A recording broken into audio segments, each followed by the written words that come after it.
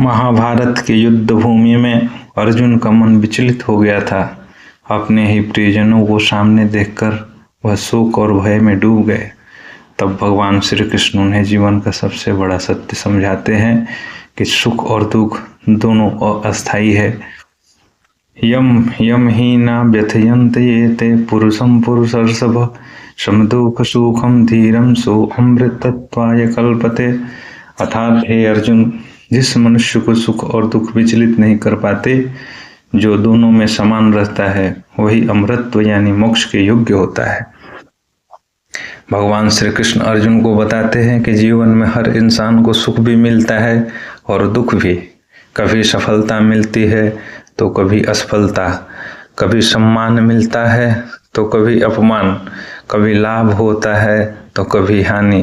लेकिन प्रश्न यह है कि क्या हम इन परिस्थितियों में अपने मन को स्थिर रख पाते हैं? श्री कृष्ण जी कहते हैं कि जो व्यक्ति दुख में टूटता नहीं और सुख में घमंड नहीं करता, वही वास्तव में धीर कहलाता है। क्योंकि सुख दुख शरीर और मन से जुड़े हैं, आत्मा से नहीं। आत्मा तो शुद्ध, शांत और अचल है। जब मनुष्य यह समझ लेता है कि दुख और सुख आने जाने वाले बादल है, तब वह जीवन की हर परिस्थिति को धैर्य से स्वीकार करना सीख जाता है। और ऐसा व्यक्ति कभी भी गलत निर्णय नहीं लेता। वह क्रोध, भय और मोह से मुक्त हो जाता है।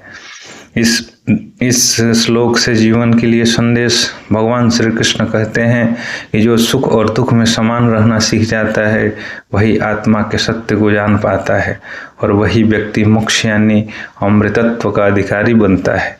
इस श्लोक का साफ संदेश है कि सुख में अहंकार मत करो, दुख में निराश मत हो। जो स्थिर है वही विजयी है। जय श्री कृष्ण।